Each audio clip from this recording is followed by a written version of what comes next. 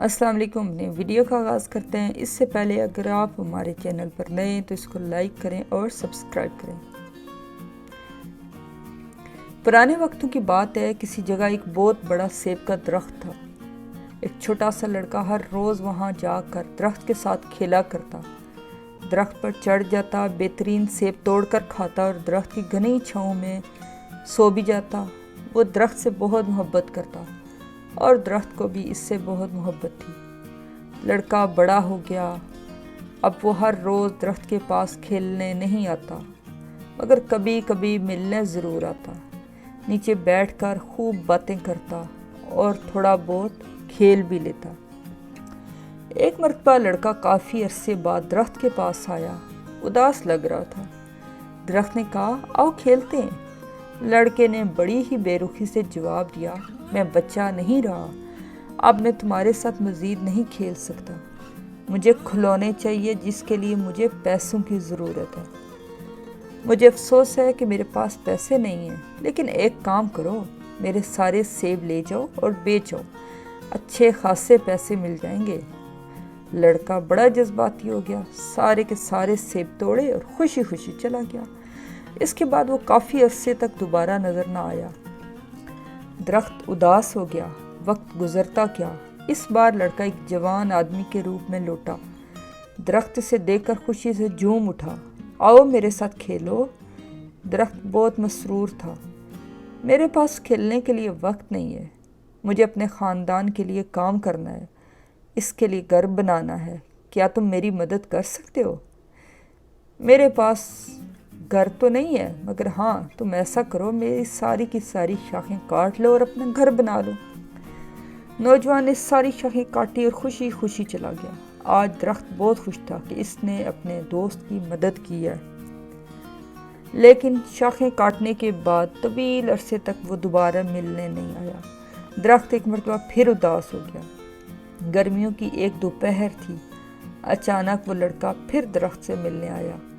درخت خوشی سے جھوم اٹھا، اس کا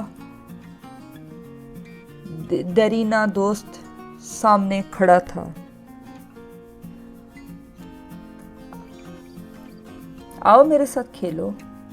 درخت نے کہا، میں بوڑھا ہو رہا ہوں، ذہنی طور پر تھک گیا ہوں، اب میں سمندری سفر پر جانا چاہتا ہوں، یہ میرے بچپن کا خواب ہے، کیا تم میری کچھ مدد کر سکتے ہو؟ درخت نے خلوص سے کہا، تم میرا اتنا استعمال کر لو، اس سے بہت اچھی کشتی بن جائے گی، پھر تم جہاں چاہو چلے جانا۔ اس نے تنا کاٹا اور ساتھ دراز کے لیے لاپتہ ہو گیا۔ برسوں بعد آج وہ درخت سے ملنے آخری بار آیا تھا۔ درخت نے اداسی مگر شفقت سے کہا، مجھے بہت افسوس ہے کہ میں سیبوں سے تمہاری خاطر مدارت نہیں کر سکتا، میرے پاس ایک بھی سیب نہیں ہے۔